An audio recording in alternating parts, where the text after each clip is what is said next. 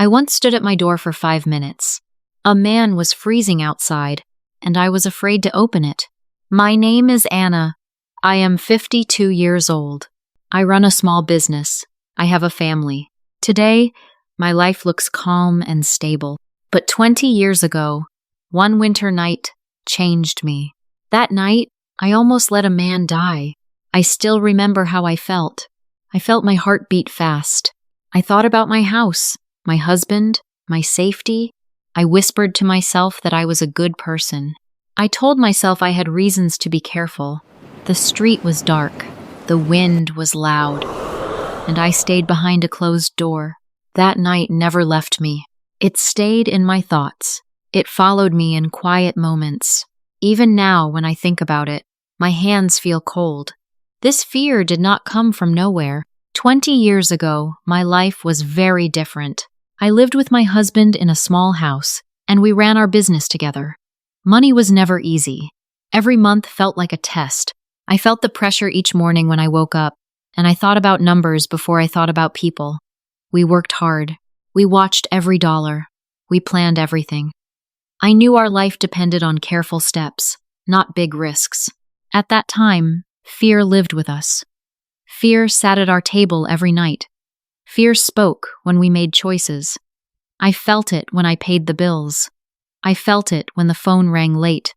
I thought fear was not weakness. I thought fear was protection. I whispered to myself, again and again, that careful people survived. We had one promise we shared without saying it out loud. If we stayed careful, we stayed safe. Inside our home, things felt controlled. The soup boiled softly on the stove. The room stayed warm and quiet. My husband turned the pages of the newspaper, slow and steady. Outside was different. I heard the wind hit the door. Snow brushed against the window. I felt the cold even before I stepped outside. I knew the world beyond our walls did not forgive mistakes. Dinner was often silent. Bills lay flat on the table. I looked at numbers. My husband listened to the evening news. We did not talk much. We watched. We observed. We believed that people who looked closely made better choices. I felt proud of that belief. I thought it made us strong. That night, before everything changed, I looked through the window once more. I noticed a man outside, standing still, watching people pass by. He did not ask for anything. He just watched. I did not understand why that image stayed with me. It felt strange. It felt out of place. Looking back now, I know that moment mattered. At the time, I only felt a quiet unease. I thought it would pass, but it didn't. I saw him again when I opened the door to check the weather. He stood near the streetlight, thin and still. Snow fell on his coat, but he did not move closer. I felt my chest tighten. I thought about the cold. I thought about the door. Then I stepped back inside and closed it. The lock clicked. I knew I chose safety. When I turned away, I looked once more through the glass. He did not follow. He did not ask. He did not knock. He stayed where he was, silent, like he was waiting for nothing. Inside the house, I tried to act normal. I took off my coat. I put my keys on the table. My hands felt stiff. I whispered to myself that I did the right thing. Maybe someone else would help him. Maybe he would find a place. Maybe it was not my job. I repeated these thoughts slowly, like rules I had learned before. I felt calmer for a moment. I thought the night would pass. I knew the world was full of other doors. My husband noticed my face and asked what was wrong. I told him about the man outside. He looked toward the window and then back at me. He said it was dangerous. He said we did not know who that man was. I felt his fear, and it sounded like my own. We spoke in short sentences. No shouting, no anger, just worry. I thought about broken locks. I thought about stories on the news. I knew fear was speaking again. While we talked, I looked outside without thinking. The man was still there. He did not walk around. He did not search through bags. He did not touch anything near our house. I noticed his hands. He picked up a few empty cans from the ground. He placed them in a straight line, one by one, slow, careful. I felt something strange in my stomach. I did not say a word about it. I just watched. I thought it was odd, but I did not know why. The wind grew stronger. I heard it press against the walls. I stopped talking. I walked closer to the window. Snow moved sideways now. My breath slowed. I felt tired. I rested my hand on the cold glass. For a short moment, everything went quiet inside me. No plans, no rules, just the sound of the wind and my own breathing. I knew this silence would not last. I stepped away from the window and walked toward the door. I stood there without touching it. I felt my heart beat in my ears. I thought about the soup still warm on the stove. I thought about the street outside. My feet felt heavy on the floor. I whispered to myself that I only needed one more minute. I stood by the door again. This time, my hand was shaking. I looked at the clock on the wall. 1 minute passed, then another. I felt time slow down, like the room was holding its breath. I stood near the door and did nothing. I thought I only needed a little more time. Outside, the snow kept falling. Inside, my hands felt cold even in the warm room. I walked back to the window and looked out again. The man swayed on his feet. His shoulders dropped, then his body slipped. He fell against a trash bin and slid down to the ground. He did not stand up again. I felt my heart jump hard in my chest. I knew this was not waiting anymore. This was danger. My breathing broke into short sounds. I felt dizzy. My hands were shaking, and my fingers went numb. I pressed my palm against the door, but I did not open it. I thought about the clock. I thought about the snow. I whispered to myself that this was going too far. My body reacted before my mind could decide. The clock kept ticking. Each sound felt loud. I stood there, frozen. My hand stayed on the door handle, but I could not move it. I felt stuck between inside and outside. I felt the floor under my feet, solid and safe. I felt the cold through the door, sharp and real. I knew something was breaking inside me. For a few seconds, nothing changed. The house was silent. The man did not move. My breath came out slow and uneven. I thought about all the rules I lived by. I thought about fear. I thought about safety. Then the question came, heavy and quiet. Not alone, but pressed between my breaths and the ticking clock. What kind of person was I becoming? The thought did not bring peace. It brought weight. I stood there, still unable to move, while time kept going forward without me. I stood in front of the door and did not open it yet. My hand reached for the lock, then stopped. I felt my chest tighten. I thought I had already waited too long. I knew the cold outside was winning. Still, my body refused to move. When my fingers touched the lock, I felt another hand on my shoulder.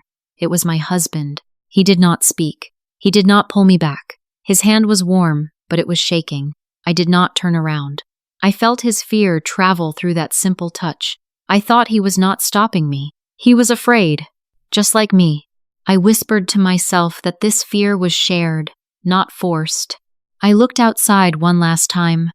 Snow covered the man's coat. His head hung low. His legs bent in a way that looked wrong. I knew he could not stand much longer. My breath came out in short bursts. My hands were shaking so hard I could hear it in my ears. For a second, everything was silent inside the house. I was scared, but I opened the door. Cold air rushed in and hit my face. It felt sharp and alive. I stepped forward without thinking. My feet moved before my mind could stop them. I knelt down and reached for the man. His body felt light and heavy at the same time. I felt how cold he was through my gloves. I thought he might slip away if I waited one more second. "Please, come inside," I said. My voice sounded small. I barely recognized it. I pulled him up with all my strength. My arms burned. My legs trembled. I knew I was not strong, but I did not stop. My husband came closer, still silent, and helped hold the door open. We brought the man inside and laid him near the heater. I felt my knees give way, and I sat on the floor. My hands were shaking. Tears ran down my face without sound. No one spoke. The house was quiet again, but it felt different now. I took a deep breath and held it. For a moment, I could only hear my own heart. I thought about the door. I thought about the cold. I knew that something in me had crossed a line that could not be uncrossed. The man did not wake up right away. I sat on the floor near him and waited. My back leaned against the wall. My legs felt weak. I felt cold inside. Even though the room was warm, I thought about the door again and again. I knew how close I came to doing nothing. After some time, he moved. His eyes opened slowly. He tried to sit up, but his body failed him. He collapsed back onto the floor. I reached out without thinking. My hands were still shaking. I whispered to myself to stay calm. I felt afraid to touch him, but I did it anyway. He looked at me and started to cry. His shoulders shook. He tried to speak, but his voice broke. He pushed himself up and fell to his knees. He bowed his head low in front of me. I did not know what to do. I felt my throat tighten. He whispered thank you again and again. I knew he was not thanking my house. He was thanking the choice. Later that night, he told me a little. Not his story, just the cold. He whispered about people who did not make it, people who waited too long, people who stayed invisible. I felt a heavy weight in my chest. I thought about how many doors stayed closed that night. When he rested near the heater, I sat alone at the table. I cried without sound. My hands lay flat on the wood. I knew something had changed. The house felt different after that night. After that night, I saw him again. Not every day, just sometimes. It was never planned. I met him near the same street or close to the old shops. I felt my steps slow each time. I thought about the door, even when I did not want to. I brought him food, sometimes soup, sometimes bread. I handed it to him and waited.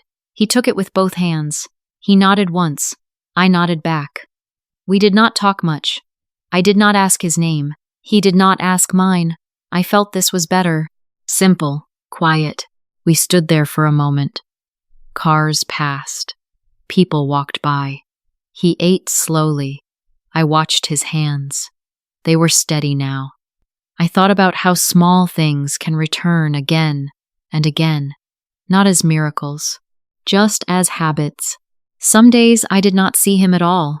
Other days I did. I knew nothing about his past. He knew nothing about mine. There were no promises, no plans, no words about tomorrow. I felt a strange peace in that. When I walked away, I did not look back for long. I whispered to myself to keep moving. I thought this small kindness would end there. Years passed. Life moved on. My business faced a quiet crisis. Sales fell. Old plans stopped working. I felt the pressure again, but it felt different this time. I thought I had learned control, but the numbers no longer listened. I knew fear was back, sitting close to me. One cold afternoon, I saw him again. He stood near the street, in the same calm way. We spoke more than before, but our words stayed simple. He never gave advice. He never told me what to do. He only talked about what he saw. He watched people stop. He watched them wait. He watched them turn away when they felt unsure. At first, I did not understand what he meant. He said people slowed down when they were afraid. They looked at the ground. They followed others instead of choosing alone. I listened. I felt something shift inside me. I thought about my store. I thought about my customers.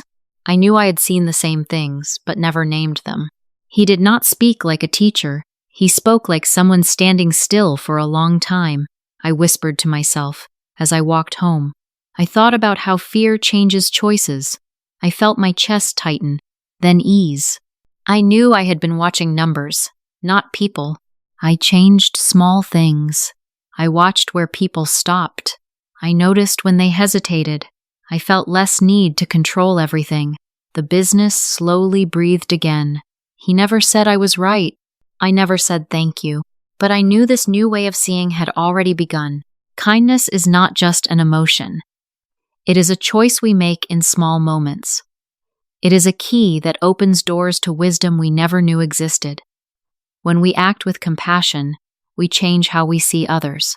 We also change how we see ourselves. I think kindness teaches us dignity, even when life feels unfair. It gives us a new perspective when fear tries to lead us. Sometimes, the help we offer feels small and quiet, but its meaning can be very deep. In the end, the person you save does not always walk away unchanged. Sometimes, the person you save ends up saving you too. After hearing this story, you may start to think about your own life. The moral is simple, but its meaning is deep. Kindness opens doors. Now the question is how this truth lives in your world today. In life and in business, you may believe that control keeps you safe. You plan carefully. You avoid risk. You let fear guide many of your choices. This feels smart. But something is often missing. When you walk past homeless people, you may look away. You may think they see nothing, but many of them see what others ignore. In business and in life, look where others refuse to look. The invisible people often see the most visible truths. Fear tells you to close doors. Compassion asks you to pause. A small kindness can change one moment. One decision can change one path. One door can change one life. Do not let fear build a wall around your heart. A small act of help today can become your biggest blessing tomorrow. Would you open the door? Comment yes if you would open it. Comment no if you would not. Comment, I'm not sure if you are still thinking. In your life, is there a door you are afraid to open? You do not have to answer now. Take a moment before you go. Like this story, if it touched you. Subscribe to hear more stories like this. Thank you for listening.